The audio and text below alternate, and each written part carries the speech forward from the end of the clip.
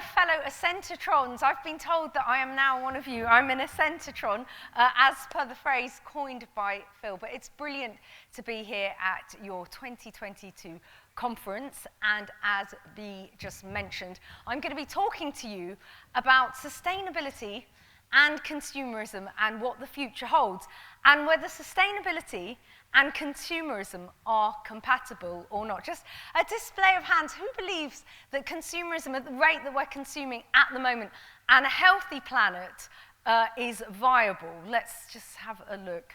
Gentlemen there, okay, we can do a Q&A with you after this, but absolutely everyone else knows that it's a no-brainer. The two are literally at loggerheads with one another. Okay, we can do a Q&A with you after, as I said, and then anybody that gives him a grilling, then, you know, maybe a Blue Peter badge coming your way. Yeah, fingers crossed. And I thought before... It is actually, it is indeed. Now, I was going to say that often by the end of the day at a conference, people have sort of lost their liveliness and kind of you're flagging a bit and you've had a lot of information put in your heads. And so I was going to do an exercise with you to sort of give you a bit of energy where there would be a Blue Peter badge up for grabs. But if you're feeling like you're animated enough, we can totally skip that bit. So do you feel you want to do that? Okay, so we're going to do something which is called heads or tails. Does anyone know what heads or tails is? Okay, you know heads or tails. Now, I've got a very beautiful assistant here to assist me. Do you have a coin in your pocket, sir? Do you know? Oh, no. Do you know what? You know what? And I did think to myself, I need to bring a coin with me. I've left my coin. Does anyone have a coin that they can donate, but they'll get it back? Look, this gentleman, he's retro. He uses money. A round of applause for him. Thank you, thank you, thank you. Okay, so Bea, my lovely and able assistant, and this is just to get your blood cells back away from your digestive system, from all those donuts you've eaten, and back to your brains, ready for my talk. So I'm going to ask you all to stand up quickly. Stand up. That's it. Okay. Now, my lovely and able assistant here is going to flip the coin, and the coin will either land on heads or tails. But before he does that, you're all going to either put your hands on your head or on your tail or your backside. So everybody, if you could put your hands on your heads or your tails. There we go. Okay, and lovely assistant, if you flip the coin. Woo. Tails. So everyone with their hands on their heads, sit down. Okay, and then there were quite a few still, I'd say. Okay, so lovely assistant, if you could flip the coin. And the big reveal. Tails. Everybody with their hands on their heads. This coin is rigged. It's usually always heads, isn't it? Okay, sit down. Right, okay, can we flip the coin once more, glamorous assistant? Heads. There we go, everyone with your hands on your behinds. Sit down, okay? We're getting there. And another flip of the coin, please. Ready? This motley crew, okay. What have we got? Heads again. Okay, so then I reckon we've got enough people to bring them up onto the stage, sort of, so they're not cheating. We don't want any cheats. Come on, don't be shy. In a row along the front.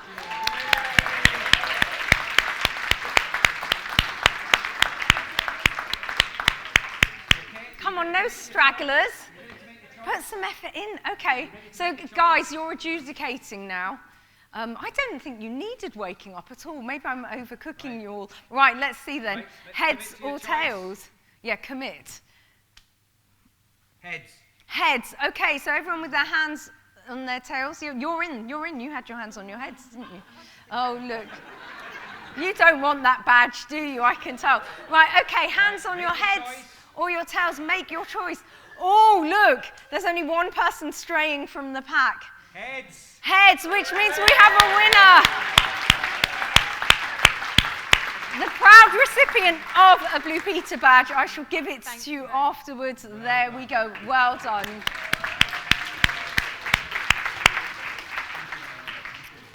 Oh, no, I shouldn't shut that too much. Right, so now to sustainability and consumerism. Oh my gosh, have I made the thing go off the screen? Never mind, you know who I am now. We've done the introductions. So basically, I, as you know, for many, many years, well, some of you might not know, I presented on a program called Blue Peter for over 10 years. And as a part of that filming, I did a lot of appeal filming and a lot of comic relief filming in countries that are less fortunate than our own country, countries that don't necessarily have a national health system, countries where people are living on the breadline, countries where consumer products and the lifestyles we lead aren't in the abundance that we are used to and privileged to have. And so in doing this, basically, I now have sort of adopted what I would say is a very non-consumerist lifestyle. So I actually don't purchase anything unless it's an absolute necessity. And lots of people at first go, oh my gosh, that's mental. How the hell, do you live your life? How do you live a happy life? And you know what? It's actually, because human beings are selfish people, it's actually the happiest life that anyone could lead. And you're probably baffled as to how that could be a thing. But I am going to share my secret to ultimate happiness with you all today. And in doing so, we need to sort of look at the history of mankind. This sounds big and epic, doesn't it? But we're going to rewind to 6 million years ago. And our earliest ancestors, hominids, used to roam the earth as hunter-gatherers. So basically, like animals that you see on those Attenborough wildlife documentaries, we would forage for food, and there was no such thing as settlements. We'd literally go around, and don't worry, I'm not saying we need to regress to that at all. There are methods in my madness, bear with me. So essentially, you'd find food, you'd eat, it would be a feast and famine lifestyle, there were lots of threats, predators about, and for millions and millions of years, that was how mankind lived, and there wasn't much progress. But nowadays, if you think of how progressive our lives are and all the amazing things that we have on offer, it seems bonkers that actually that has only happened in a tiny, tiny percentage of the span of our existence on planet Earth. And the reason is, with every advance, whether it's technological or just progress from something like finding that settlements are a good thing to live in and we can have communities, every little advance that man has made leads to 10 more advances, which leads to 10 more advances, which means in 2 layers of the spider diagram, you have 100 advances. And so the rate of change that we're currently living in is almost tending towards exponential, because every new innovation, every new discovery, every new product on the market can lead to 10 others. And so for millions and millions of years, like I said, not much happened. And then man realized the settlements meant that we could grow food. We could live in communities and we could grow food. And growing food, you could do it on a bigger scale, and we can all share food with each other. So that's the sort of birth of consumerism, but only there was no currency back then. We would barter things with each other. Having settlements as well meant that diseases could take hold, so we needed to find ways to cure ourselves from illnesses and ailments. So medicines as well was another desirable thing. And so began the birth of a barter economy. And we stopped roaming, and there are a few peoples that do still live nomadic lifestyles, but it's very, very rare today. Along the way, we discovered fire, so that meant suddenly you could have warmth, and you could burn fuel, and you could also cook food as well. And then as we got more and more progressive, we realized we could change forms of energy to help us with our modern day living. So for instance, the birth of the railways was an epic moment for mankind, because suddenly we realized that we could convert steam energy, thermal energy could be used to make steam and convert it to kinetic energy, and then suddenly we could transport ourselves to places, and we could transport goods as well. And so once again, our lives became more progressive, yet more progressive still, and that meant transporting food, transporting people. We didn't have to rely on horse and carriage, which is kind of limited. You didn't have to rely on walking places. And then we got more progressive still, and we had an industrial revolution in the late 1700s. I'm doing all of this in a nutshell. The birth of mankind, the story of us, and in the late 1800s as well. But plastics and fractional distillation was a jump even further after the Industrial Revolution. We realized that as well as using coal, we could extract crude oil from the ground. And in doing a process called fractional distillation, we could make fuel like petrol that we use in cars. We could make new materials like acrylic and nylon. Some of you might be wearing clothing made from some of these. We could also make so many different types of plastic. Polyvinyl chloride, Bakelite was the first one that came in existence in 1907. So relatively recently, 1907 is less than 120 years ago, if I've done my maths right. So it's relatively recently. And so, like I said, mankind lived, and our early ancestors, for 6 million years, and actually nothing much changed. Anything we took out of the earth in those days, we put back in. And the only changes came when we discovered that we can get crude oil and make man-made synthetic substances. So in the olden days, when we used to forage and eat, it was a really, really lovely cycle of harmony. The greenery, the foliage, the trees, the bushes, and the living things, the animals, the human beings. And greenery undergoes a process of photosynthesis by which carbon dioxide is given out and plants can grow. And, oxygen is given out and plants can grow. And we eat those plants and we breathe the oxygen that those plants supply to us. And then we poo out what we eat and it goes in the ground. Well, I mean, obviously we have toilets these days, but animals excrete and that fertilizes the ground and the plants grow even more and we can eat them more and the cycle continues. And we had just the right amount of carbon gases and just the right amount of oxygen gases for all those years for this brilliant cycle to live in harmony. We would breathe out carbon dioxide, the plants would take it in, they would grow, they'd give us the oxygen, we take that in, our air was clean, it was all kind of good. And then this fractional distillation thing meant that carbon that was trapped in the earth is suddenly being extracted. So if I have a wooden ruler, if that ruler snaps, if I bury it in the ground, it will rot, it will break down, it will all go back into Mother Earth. Similarly with cotton clothing, if you have something made out of tin, it will rust, it will disintegrate. Anything we took out of the earth in those days would go back in.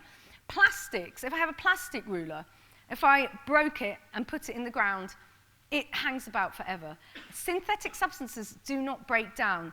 At the very best, you get microbeads, which are tiny little bits of plastic which go into the ecology and they harm plant and wildlife. And then if you try and burn that plastic ruler, well then you're upping the carbon gas quota in the atmosphere, and that leads to global warming, and that leads to plant life dying, animals becoming extinct, polar ice caps melting, the temperature going up on planet Earth. And so that carbon gas is really harmful. For millions and millions of years, we haven't done that stuff. Relatively recently, this is when it all happened. So that is the sort of overview, as it were, of where we're at now. So I'm going to tell you a bit about my story and how I came to be sort of anti-consumerist or live a sustainable life. My parents came over from a country called Bangladesh in the 1960s. Now, many of you won't know much about Bangladesh, so I'll just fill you in. It's a really tiny country in South Asia. It's bordering India and Burma, and it's also hugely densely populated. There's loads of people on that tiny landmass, and it's incredibly poor as well. And another key factor is that it's low-lying. The land is very low. When the ice caps melt, when the sea levels rise, it will be one of the first to go. And this is the thing about climate change. You know, the people that are well-to-do are the ones that will be least affected. And they're also the ones that have the highest carbon footprint. So, and I'm not talking about you in this room, although some of you might be responsible, but also it's countries as a whole. It's governments, it's institutions. It's this modern way of living that we lead in a consumer lifestyle in a capitalist society. So basically, my parents came over to try and sort of give me a good education. My mum had gone to school, but as is the case sort of in the village that she grew up in, females don't tend didn't tend to do higher education. And me and my sisters, they wanted to give us a really good education. And they instilled these values in us growing up that I'm sure many of you will relate to now from when you were growing up and your parents might have nagged you, as it were. But my parents would say to me, you know, take less on your plate. And then if you want more, put more on. But don't scrape any food off in the bin, because where we come from, that food is a meal. And it's true, because where they come from, people are living in shanty towns that are literally placed alongside rubbish tips and railway lines. And it might sound like I'm exaggerating, but I went back in the 2000s to do filming in Bangladesh, and literally there was a huge railway line in the middle of the capital city, Dhaka, and there were children playing on it, mothers feeding their babies, shacks built up alongside. And I said to the fixer, you know, why has this settlement built up here? And he was like, well, a railway line is a vital source of wealth. You know, the trucks bring food on them because they're transporting stuff to the shops in the city. You know, so if anyone can, you know, grab some of the food, or if there's waste products, this stuff is valuable. And I can go one step further and tell you that when I did some filming for the End Polio Now campaign in India, some years subsequently, I did some filming in the capital, Delhi, on the city's rubbish tip. And honestly, the smell, I can, even talking to you about it, I can smell the smell, like it's there in my head. And this settlement of shacks, essentially, had grown up. It's like a housing estate on a rubbish tip. And once again, it's because the kids sift through that rubbish. And, you know, in Delhi, it's a city that's pretty progressive by the standards of lots of other places in India, you know, vast landmass. Those kids find things to sell, and they find things to recycle, and they find things to upcycle, and that is the living that they and their families make, which is why polio was so rife there, because polio is to do with poor sanitation, and when you're living on a rubbish tip, there is very poor sanitation. So these are sort of experiences that helped me realize that, hang on, you know, there's such a disconnect between my life here and the fact that I could have been born in that village. My parents came, you know, I was lucky enough that my dad did have a university education, and he got offered a job on a graduate placement program with Prudential in Holborn. So he came over. But, you know, I could have been born and living in that village, and it's a lottery. It's a lottery where you're born, what country you're born into, what family you're born into, what the environment is, what the circumstances are. And, you know, things like that made me think. Now, this is not to say that I've always been this pious person, because as we all know, when we're growing up and our parents say that thing about scraping the food off in the bin, you go, just send it to them then if they're starving, you know, I'm full already, you know. And you do rebel against all these values and all these things your parents put in you at a young age. And I was insanely into fashion in my teens. I remember in my sort of sixth form years, you know, coveting Levi's 501s. This is going back some time, but who remembers those Nick Kamen adverts? Those black and white trendy. Yeah, you were good. We're all on the same wavelength, you know. And I so saved up, and I got my Levi's 501s, and it was brilliant. I was so trendy and cool. And actually, it's funny because I still have those 501s today, and you know, much to my disappointment, I haven't grown much since those days. It would have been nice to have a few more extra inches, but I did recently do a documentary for the BBC, and in them, the pair of jeans I'm wearing are those Levi's 501s. But, you know, I was into fashion, and I was into spending, and when we're in our youth, you know, we're looking for approval from our peers, and in doing that, we want acceptance. We don't necessarily want to sort of be a minority. We don't want to stand out. We want to be cool and revered. And so, you know, probably in my 20s and early 30s, I was still into all of that stuff. And then I think there comes a time when you actually accept yourself for who you are. And you realize, actually, I'm happy in my own skin. And actually, you know, today I do interviews. And sometimes, you know, I'm asked about, you know, when you're doing interviews for media, it's always sort of like, well, who's your favorite designer label, or what's your favorite purchase, or what's the most money you spent on this, that, and the other. And I'm sort of like, oh, I'm quite non-consumerist now. But the thing is, an answer I often say is that, you know, now that I've got older and I'm confident sort of in my own skin, I'd rather go around being insanely untrendy and knowing that my friends like me for me, rather than the clothes that I wear. And it's not just the clothes that we wear. In society, it's all built around having stuff. And there's certain sort of indicators that put you up the hierarchy. So it's not just the clothes that you wear, but it's the clothes that you wear, how many followers you have on Instagram, how rich you are, how swanky your car is, does your house look like a show home, are you popular, are you good looking, all these sort of buzz things. And actually it's all set dressing. My friend once said to me, the family laughing and having a really good time in a caravan park are having no more or less fun than the family laughing and having really good fun in a 5-star resort. And it's true, because real happiness is through people-people interactions. So it's reciprocated love. It sounds a bit corny, but if you know that your friends and family really love you for you, or if you really fancy that person, that guy, for instance. I remember when I really fancied this guy before, and then if you find out that they like you back or whatever, or if someone proposes and the answer is yes, I do, or whatever, that people interaction, whether it's friends, whether it's family, whether it's a lover, that is true happiness. And real sadness is loss of a loved one, loss of someone that you felt you couldn't do without. And that sadness and that happiness is irrespective of whatever goods you have. And if you can literally keep having that happiness, then you're onto a winning thing. But let's face it, when you get the iPhone 1000, it's brilliant, isn't it? You are happy because you're like, oh wow, I've got the iPhone 1000. And then the 2000 comes out, and that one's got fingerprint recognition. And you're like, oh, the 1000 was good, but oh my gosh, that person's got the 2000. And then the 3000's got eyeball recognition, so you've got to have that. And the 4000, the 5000, and you're continually chasing this thing.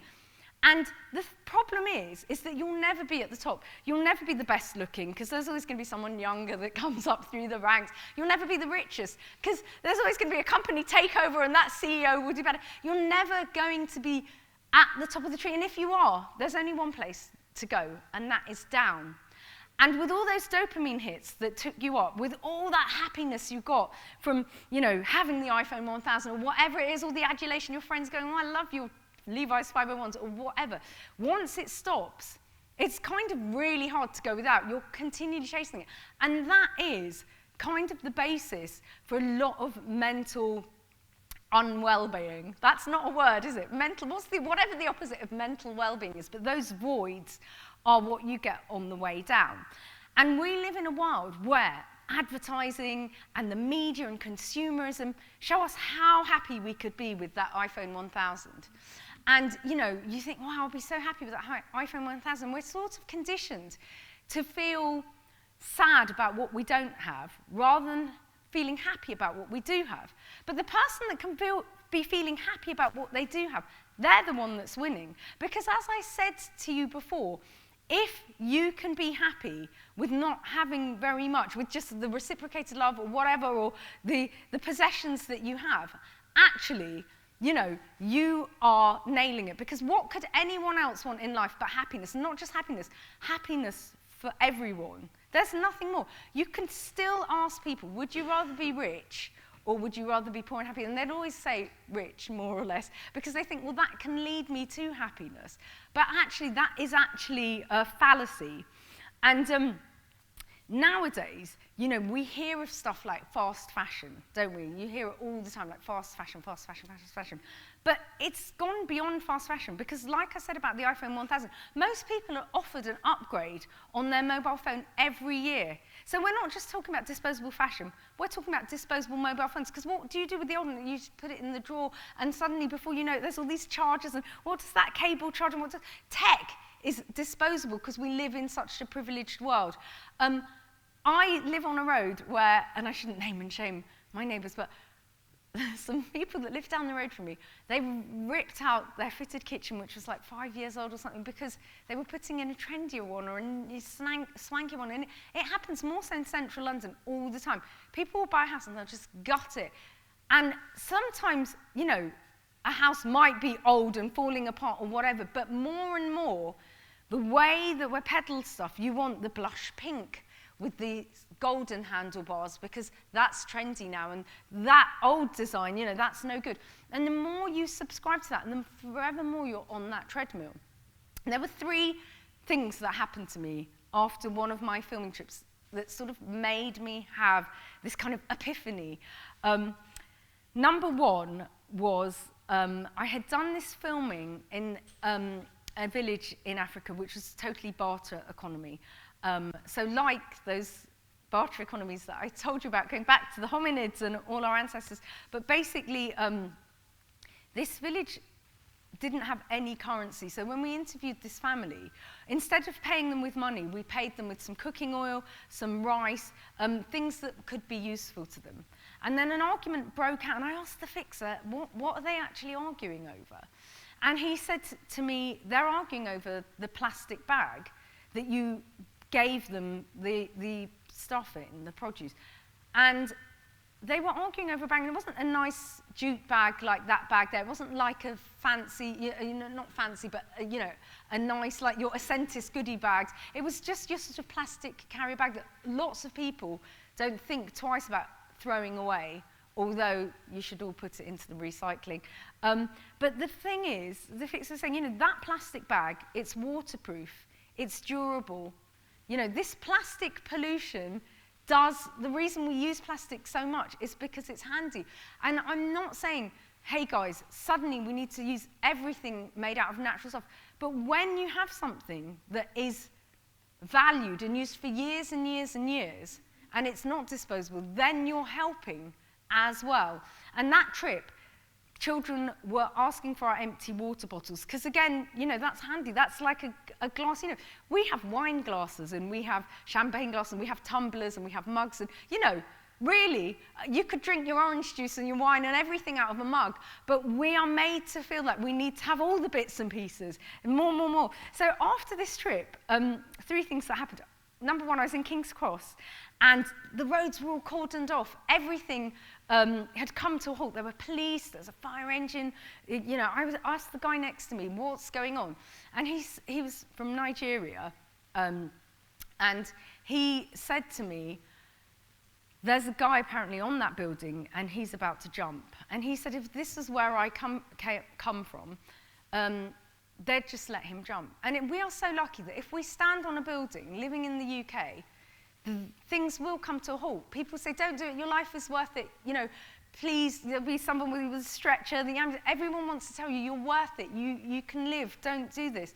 And I had also done some filming in Angola where they had 30 years of civil war, and every family had a person or a child dead. And I did filming with the Red Cross where they have a tracing project. It's like a detective agency, and they put up photos of missing people, and they reunite people. And we reunited this family with their daughter, who they thought was dead in the Civil War, and it was literally like bringing someone back to life. The happiness and, the euphoria, I'm literally tearing up just thinking about it. It was so amazing and so overwhelming. And, we are lucky in that if we stand on that building, there are Samaritans telling us not to do it. Number 2 is there was a helpline for people having withdrawal symptoms of Big Brother that year. I mean, how lucky are we that we can, that's just crazy, isn't it? And then the third thing, which sounds a bit weird, but I suddenly looked at wrapping paper in a new light. So wrapping paper you pay a few quid for. You can get to Paper Chase and get really fancy ones that literally you could put in a picture frame on the wall and people would think it's artwork. You can pay a few pounds for some lovely wrapping paper and you put it on a present just to rip off. Yet they were taking our empty water bottles and all of this stuff, and it reminded me of something my mum had said to me growing up. I had been given a present in a hot pink gift bag, just a paper gift bag, but it had little ribbon handles. And my mum said to me, don't throw that away, it's such a pretty bag. And so I put it on my wardrobe and I stored things in it. And in IKEA you can buy storage boxes or whatever, really nice ones and fancy ones. But that gift bag, it did the job, and it was hot pink and it added a really nice pop of colour to my room. And even today, if somebody gives me something, or if I have, find one of those bright yellow, say, Selfridges bag, and it's got the trendy logo and stuff, I store things in it, I use things, and I do upcycle, I recycle as much as possible, because everything, as my mum pointed out, has been manufactured. So she said to me, that hot pink colour, I'd love a sari in that colour. It's such a nice deep pink. And she said, which is true, things that are dyed in bright colours, even say those yellow, lovely Ascentis books that you've got, those bright colours people wear and they're valued because that thing has been dyed, with that pigment has been put in, it's been manufactured, and actually it shows that you're not one of the street kids living on the railway line where everyone's sort of wearing brown and grey. That's to be valued. And similarly, I started looking at everything in soap. We get these plastic dispensers now, don't we, with the spring mechanism, which has been manufactured, and you push down and you get the nice liquid soap and you put it on. But for years, we were happy enough, weren't we, with a bar of soap. But now lots of people think a bar of soap is unhygienic. But soap is the cleanest thing you can have. How can it be unhygienic? So this is the mad thing. We condition ourselves. I was just having a chat with some of the people outside about how my husband was really proud. He'd got this swanky thing that he puts on his bedside table, and it's got no wires, and you put your phone on it and it charges. And I was like, oh, it's such a hardship to plug the cable in. But this is how we are. Like, we are peddled these things, the fingerprint recognition, the eyeball recognition, and you think, I have to have that. But sometimes it's kind of a bit of a fallacy, really. I'm going to just tell you a story about my poor husband. I don't mean to name and shame him in this, but this incident that happened in our household that really, I was a bit like, ugh. So I came into the kitchen, there was a pesto jar in the sink, and there was so much pesto on the walls of the jar, clinging on for dear life for a reprieve. I mean, literally, I would say, by my standards, like a fifth of that jar of pesto was still in there. But he'd put it in the sink with the other dirty dishes. There's a bit of water in it. So that pesto that was clinging on for dear life wasn't going to be swilled out into a sauce to add a bit of flavour. It would never go with some pasta. Instead, I emptied the water out. I scraped the gunky pesto into the food bin. And then I washed out the rest of the jar, and I separated the jar from the lid, and I put it in its constituent recycling, because the glass goes in one box, and the tin, the lid, whatever, the metal, goes in another box. And together, that jar and that lid is a powerful alliance. It's watertight, it can hold things, it's see-through, you could make it into a snowstorm or put a candle in it if you wanted. It's a nice glass jar, and together it's a powerful alliance. But suddenly they're just bits of rubbish now, this bit of glass for recycling, that bit of tin for recycling, and then the food's gone into that recycling bin, and you put the recycling out. These giant lorries come, burning their petrol, upping the carbon footprint to take these things back. If I had just put that pesto and all that stuff in the food bin, which I do actually, and you should all do this, if you just put it, hidden away in the bushes, in the flower bed, all that natural stuff goes back, and it's the best fertilizer ever. You don't have to get the chemicals out to fertilize or put pesticides on your plants, and it just goes back into Mother Earth. But oh no, we have these networks of lorries to come and get the food waste, which you could just put on the mud. It's so crazy. And they're burning their petrol, they take it, and they go to every house in the land, and that's just the food waste. There's the glass, like I said, and the cardboard and the tin, and blah, blah, blah. So this pesto jar as well has now the pesto that's gone around the sink. I live in a really hard water area, and the sink's sort of gunky now. So you get the cleaning fluids out and you clean the sink. And our sink blocks really easily. So hopefully, fingers crossed, the bits of pine nuts and stuff don't block the sink, because then you have to get the plumber out to unblock the sink if the unblocker stuff won't do it.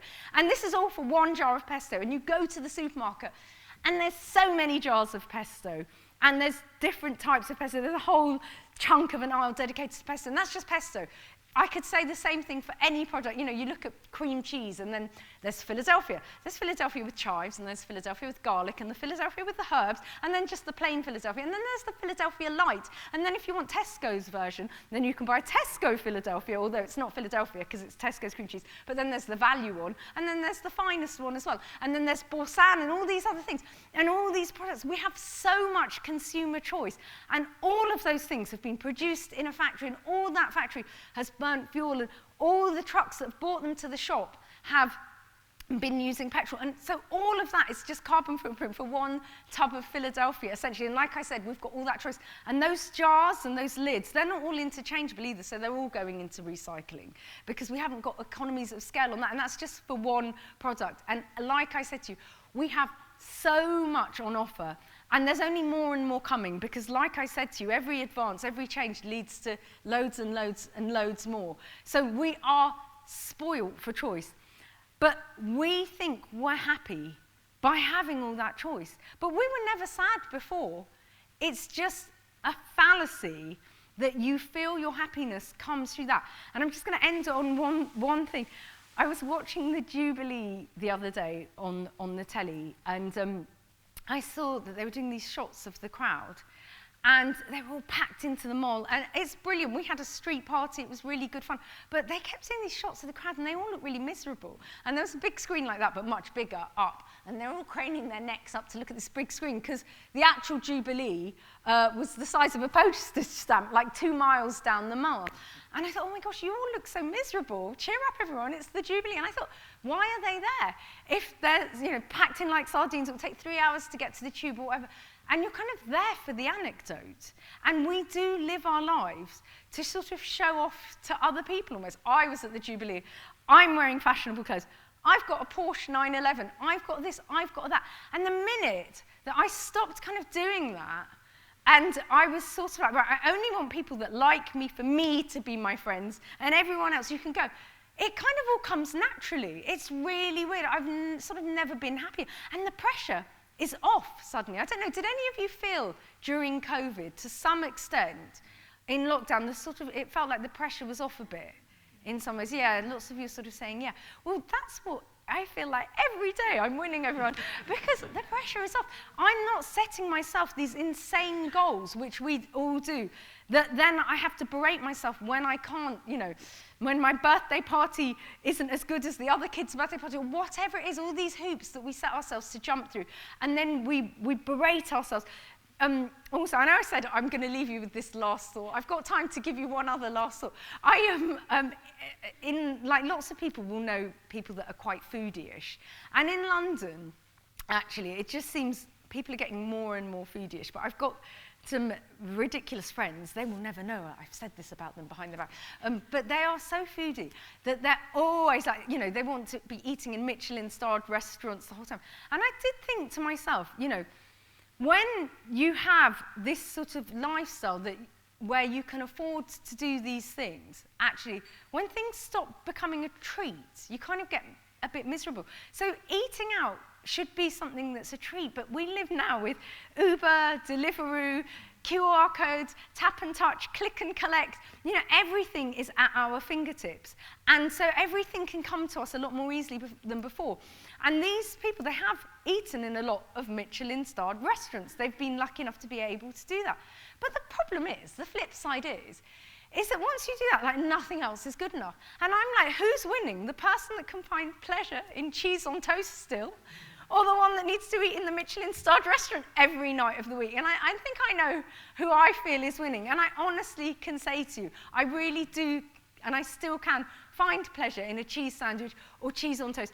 And, by not living an excessive lifestyle and not sort of feeling that you're entitled to everything, honestly, it makes you take stock. But as well as that, you're still feeding your own ego, because, like I said to you, I'm happy, I'm doing this as well for my own happiness, but you're also saving the planet in the process, and true happiness comes through helping each other, not helping yourself.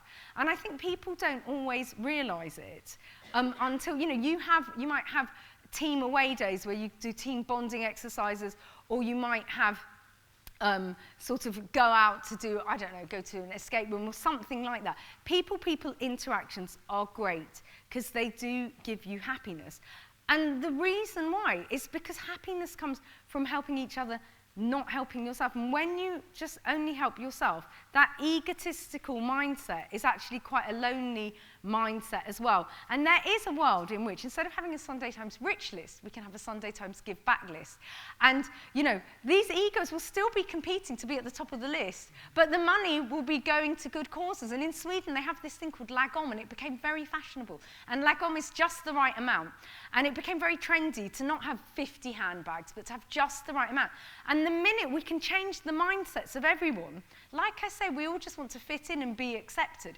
If we can all subscribe to this mentality, then not only are we saving the world, but we won't have to read books on how to be happy or listen to the happiness podcast or all these things that people didn't have to do in the past. Happiness will just come naturally. I think I've run over for time. I had so much more to say. But anyway, we are going to do a Q&A as well, aren't we? Yeah. So that's all good. So any questions for any of the panelists? Can we first of all thank Connie? Welcome. Connie for